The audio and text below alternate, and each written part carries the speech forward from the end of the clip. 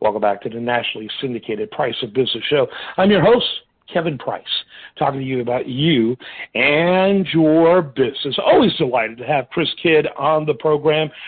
He is our go-to guy when it comes to all things money, and but we also like to talk to him about sports. We haven't had that kind of conversation in a long time. Chris, welcome back to the show.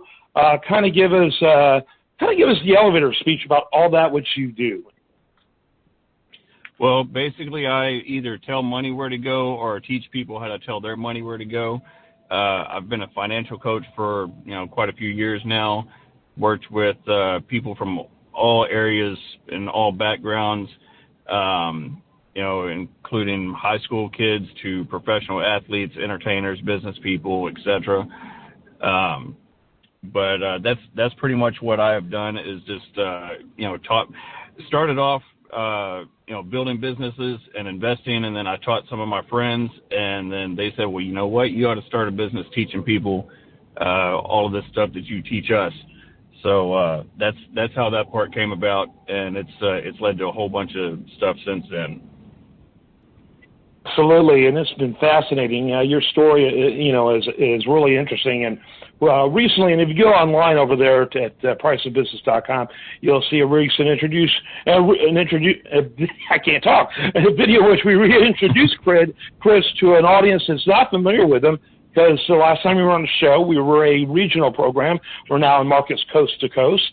But the truth is you're not going to get to know Chris until we spend time with him, which we're going to be doing every a couple times every month. We love having you on the show. So, Chris, lots to talk about in the sports front. I don't even know where to begin. And this is a little regional, but you and I are both Houstonians, and we're all about Astros, all over the Astros. I'm so tired of the naysayers who like to call them cheaters. Yeah, they cheated. They obviously weren't very good at it because their record on the road was the same as their record at home the year they cheated. It was identical. I mean, you sit there and you scratch your head. What did they get other than grief for their cheating? But that's another story. I'm not saying cheating's good, but they're a phenomenal team. They continue to be a phenomenal team. And here they came so close again. I will tell you, they frustrate me a little bit because one of my least favorite teams, who they got beat by, are the Braves. And the Braves dominated an entire decade, going to World Series all the time, it seemed like, and they only, won one, maybe two? It was really pathetic for the National League. Now you have the Astros have been in the playoffs 5 years in a row, and a couple of World Series in there, in which few World Series, and we've lost two of them. So you just sit there and you're like, well, you know what I'm saying. Oh yeah, I feel your pain. It was I was really kind of surprised that they made it to the World Series. Our bullpen was not as strong as I would have liked to have seen, so I wasn't sure that we would get that far. But I was hopeful when we did. It definitely would have been nice to have won it again, and hopefully LA listeners don't turn this off because they don't like us or they don't like the Astros. But we got other stuff too. But yeah, it's I've enjoyed it. In fact, in 2017 when the Astros won, one of my best days ever was I took my boys to Game 5, and my oldest son had a baseball tournament that morning, and I told him, well, I was thinking about getting tickets, but I expect you guys to be playing for the championship, so we'll probably miss half the game. Do you still want to go? He said, yeah. And I thought, well, it's the World Series. They're kids. I don't know when I'm going to have an opportunity to take them again as kids. So let's go. We did. We got great seats. They won their baseball tournament. We got the rings, and then kicked it into high gear to get downtown.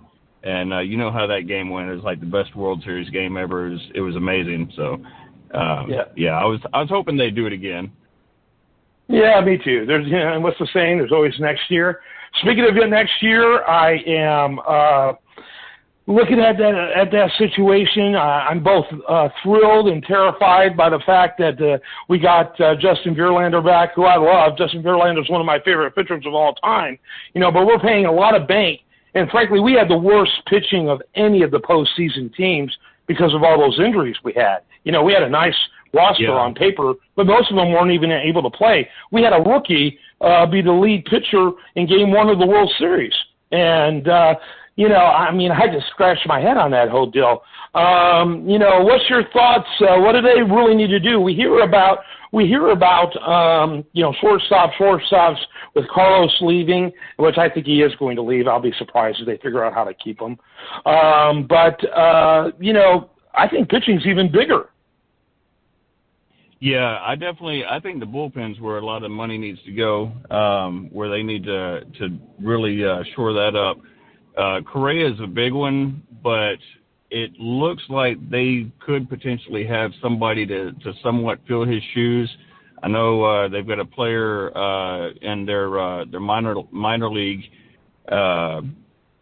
outfit with the Skeeters that they're saying could be a potential replacement. He had about a half a season. I think he broke his arm or something earlier in the season, but for the time that he did play, he played really well, and they say he's a really good shortstop. So really the thing that would be missed about Correa the most, he's a good hitter, but he's a fantastic shortstop. I mean, that part is going to be tough to replace. Oh, yeah. But I'm curious to see. It's funny I say how this new kid. I mean, he's a kid to me now, but right. But to see they're all how, kids now. I know. Yeah, Carlos is like a human vacuum out there in shortstop. Yeah. I mean, he just sucked things up that no one thought could be grabbed, and so yeah, absolutely.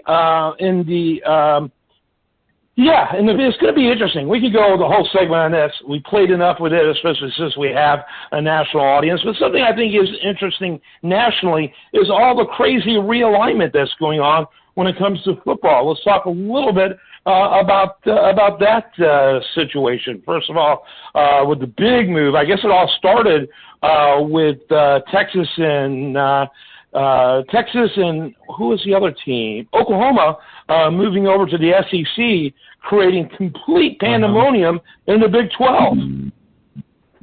Yeah, the whole SEC stuff was what's really messing everything up for everybody in other conferences in college football, because I mean it's been the dominant conference for years, and now like everybody's trying to get in there, and that's where all the viewers are going. So everybody else is trying to compete now and scramble to do what they can.